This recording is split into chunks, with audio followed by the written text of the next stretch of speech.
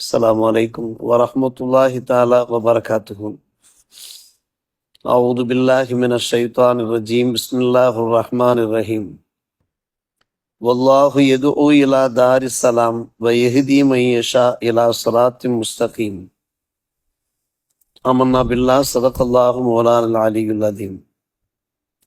அல்லாஹ் தாருசலாம் என்கின்ற சாந்தி இல்லத்தின் பக்கம் அழைப்பு விடுக்கிறான். தான் நாடியவரை நேரான பாதையிலே கொண்டு செலுத்துகிறான் என்று அல்லாஹ் ரப்புல் ஆலமீன் சூரா யூனுஸ் 10ஆம் அத்தியாயம் 25ஆம் வசனமாக பதிவு செய்திருக்கிறான். நேற்றைய தினம் ஒரு வசனத்தை நினைவு கூர்ந்தோம்.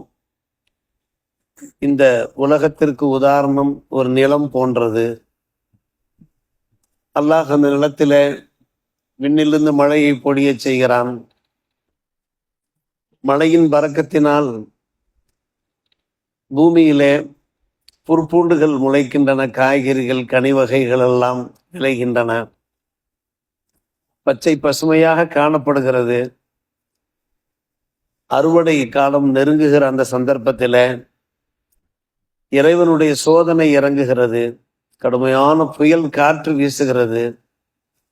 அதன் காரணமாக விவசாயிகள் உழவர்கள் விளைவித்திருந்த அந்த நிலம் துவம்சமாக ஆக்கப்படுகிறது. மறுநாள் காலையிலே விவசாயிகள் அதை பார்க்கிற போது முந்தைய நாள் எதுவுமே இல்லாது போன்ற ஒரு நிலைமை ஏற்படுகிறது. இது போன்றுதான் இந்த உலக வாழ்க்கை. இந்த உலக வாழ்க்கையிலே பேராசை கொண்டு மோகம் கொண்டு வாழக்கூடியவர்கள் அவருடைய நிலை இப்படித்தான் ஆகும்.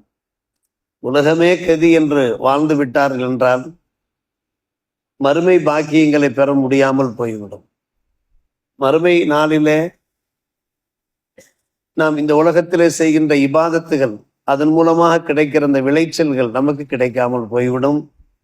எனவே இந்த உலகத்தை நாம் ஒரு லிமிட்டாக பயன்படுத்தி கொள்ள வேண்டும், ஒரு அளவோடு பயன்படுத்தி கொள்ள வேண்டும் என்கின்ற அறிவுரையை அல்லாஹ் ரப்புல் ஆலமீன் நேற்றைய தினம் 22, 23, 24ஆம் வசனங்களிலே நமக்கு எடுத்துரைத்தான். இந்த உலக வாழ்க்கை இடைக்கால வாழ்க்கை தான். ஓரிடத்திலிருந்து புறப்படுகிறோம், சேர்ந்திருக்கிறோம், கடைசியாக ஒரு முடிவை நோக்கி நாம் போய் கொண்டிருக்கிறோம். விளங்கும்படி சொல்வதானால் நாம் தஞ்சாவூருக்கு செல்ல வேண்டும். கும்பகோணம் வழியாக நாம் செல்லுகிறோம். கும்பகோணத்திலே தங்கி விடுவது கிடையாது. நம்முடைய இலக்கு இருக்கிறதே தஞ்சாவூராக இருக்கிறது.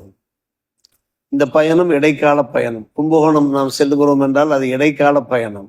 இதே போன்றுதான் இந்த உலக வாழ்க்கை ஒரு இடைக்கால பயணம்.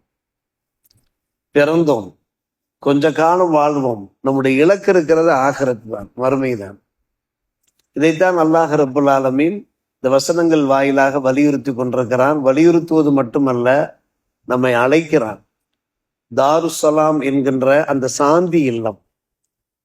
சாந்தி இல்லம் எது? சுவனம். சுவனத்தை நோக்கி அல்லாஹ் அழைப்பு விடுக்கிறான். அப்படியானால் என்ன அர்த்தம்? அந்த சாந்தி இல்லம் இருக்கிறதே, அந்த இல்லத்துக்குள் நாம் பூந்து விட்டோம் என்றால் நமக்கு எந்த துன்பமும் கிடையாது, எந்த துயரமும் கிடையாது, வறுமை கிடையாது, கஷ்டம் கிடையாது, நோய் நொம்பலமும் கிடையாது. எல்லாமே இன்பமயமாக இருக்கும். அழைப்பவன் யார்? அல்லாஹ். அழைப்புக்கு நாம் பதிலளிக்க வேண்டிய அவசியம், கடமை இருக்கிறது. இந்த உலகத்தில ஏதாவது ஒரு முக்கியமான ஃபங்க்ஷனுக்காக, விருந்துக்காக மேல் அதிகாரிகள் நம்மை அழைக்கிற போதும், ஒரு பிரதமரோ ஒரு ராஷ்டிரபதியோ முதல்வரோ மேலதிகாரிகளோ அல்லது நமக்கு பிரியமானவர்கள் யாரோ அழைக்கிற போது உடனே அதற்கு நாம் செவி சாய்க்கிறோம், முக்கியத்துவம் கொடுக்கிறோம். என்னை இன்னார் அழைத்திருக்கிறார்கள், நான் அதில் கலந்து கொள்ள வேண்டும் என்று நாம் அதற்கான ஒரு தனி முக்கியத்துவம் தருகிறோம். அல்லாஹ் அழைக்கிறான். பேரரசன் அல்லாஹ் நம்மை அழைக்கிறான். சாந்தி இல்லத்தை நோக்கி அழைக்கிறான். இந்த அழைப்புக்கு நாம் செவியேற்று இபாதத்துகளில் ஈடுபட்டு நாம் வாழ்ந்தோம் என்றால் மன்னரை இருக்கிறது, அது பசுமையாக இருக்கும். மன்னரை வாழ்க்கையும் அது சுபிட்சமாக இருக்கும். இந்த அழைப்பை நாம் புறக்கணித்தோம் என்றால், நிராகரித்தோம் என்றால் மன்னரையிலே எல்லா வகையான கதவுகளும் அடைக்கப்பட்டு போய்விடும். சொர்க்கத்தின் சுகந்தத்தை பெற முடியாமல் போய்விடும்.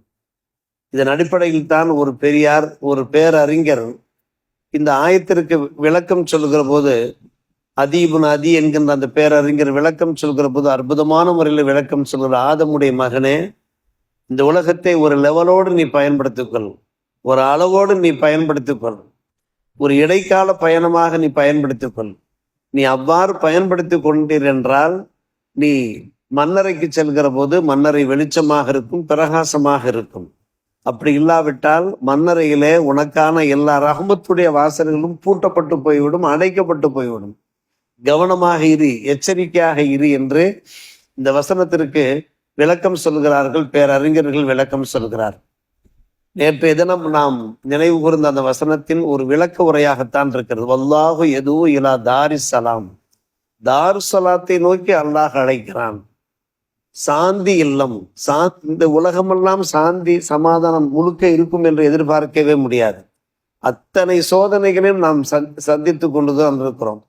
ஒவ்வொரு குடும்பத்தினரும் பிறக்கின்ற ஒவ்வொருவருமே ஏதாவது ஒரு வகையில வேதனைகள், சோதனைகள், பயங்கரமான பிரச்சனைகள், கடுமையான வியாதிகள், கேன்சர் வியாதி. ஒரு அம்மா பாதிக்கப்பட்டிருக்கிறார்கள், பயங்கரமான மஞ்சள் காமாலை, உடம்பெல்லாம் பரவிவிட்டது. அதன் விளைவாக கேன்சரும் பரவிவிட்டது, உச்சந்தலிலிருந்து உள்ளங்கால் வரை. இப்படி ஒவ்வொருவருடைய வாழ்க்கையிலையும் ஏதாவது அல்லாஹ் காப்பாற்ற வேண்டும், பாதுகாக்க வேண்டும். நாம் அல்லாஹ்விடத்தில் கரமேந்து பிரார்த்திக்க வேண்டும். யா அல்லாஹ், பிறப்பு இறப்பு என்பது சகஜமான ஒரு விஷயம்தான், ஆனால் அதாபில்லாத வாழ்க்கையை தான் என்று நாம் கேட்கிறேன். பிறப்புக்கும் இறப்புக்கும் இடையிலான இந்த காலகட்டத்தில ஹைர ஹயாத் ஹைர மமாத் என்பார்கள் அரபியிலே. நல்ல வாழ்க்கை, ஹயாத் ஹயராக இருக்க வேண்டும், என்னுடைய மரணமும் நல்ல மரணமாக இருக்க வேண்டும். கேன்சரிலே மோசமான கொடிய வியாதிகள் மூலமாக பாதிக்கப்பட்டு என் ரட்சகா என்னுடைய மரணம் இருக்கக்கூடாது. நாம் கேட்க வேண்டும், அல்லாஹ்விடத்திலே கேட்க வேண்டும். அல்லாஹ் தர தயாராக இருக்கிறான். எனவே இந்த உலகம் இருக்கிறதே, நாம் கேட்டால் கிடைக்கும். இந்த உலகத்தை சாந்தி இல்லம் என்று சொல்ல முடியாது. சாந்தி இல்லம் என்று ஒன்று, அது சுவனம் மட்டும்தான். அந்த சுவனத்தை நோக்கி அல்லாஹ் அழைக்கிறான். வல்லாஹு எது இலா தாரிசலாம். சில வீடுகளுக்கு தாருசலாம் என்று பெயர் சூட்டிருப்பார்கள், சுவனத்தின் பெயரை சூட்டிருப்பார்கள். ஆனால் அந்த வீடே சுவனமாக இருக்க முடியாது, ஒரு பரக்கத்துக்காக சூட்டிருப்பார்கள் அவர்கள், அவ்வளவுதான். எனவே தாருசலாம் நோக்கி அல்லாஹ் அழைப்பு விடுக்கிறான். எஹிதி மையஷா இலா சிராத்தி முஸ்தகீம். தான் நாடியவருக்கு அல்லாஹ் நேர்வழியை காண்பித்து நேர்வழியிலே செலுத்துகிறான். எனவேதான் அல்லாஹு மஹதினா இல சிராத்தில் முஸ்தகீம் சிராத்தல்லதீன அன்அம்த என்று நாம் ஓதுகிறோம். தான் நாடியவருக்குத்தான் அல்லாஹ் ஹிதாயத்து செய்கிறான் என்கிற காரணத்தினாலே உன்னால் நாடப்பட்டவர்களிலே, உன்னுடைய பொருத்தத்திற்கு உள்ளானவர்களே, எங்கள் இறைவா எங்களை நீ சேர்த்து கொண்டு எங்களையும் சிராத்தில் முஸ்தகீம் நேரான பாதையிலே கொண்டு போய் செலுத்துவாயாக என்று நாம் அவ்வப்போது துவாவில் இஹ்தின சிராத்தில் முஸ்தகீம் சிராத்தல்லதீன என்கிற துவாவை நாம் கேட்டுக்கொண்டிருக்கிறோம்.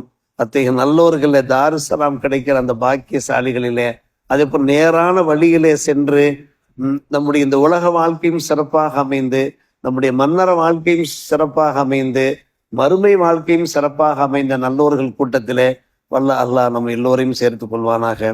வாஹிர் தாவானா அல்ஹம்துலில்லாஹி ரப்பில் ஆலமீன்.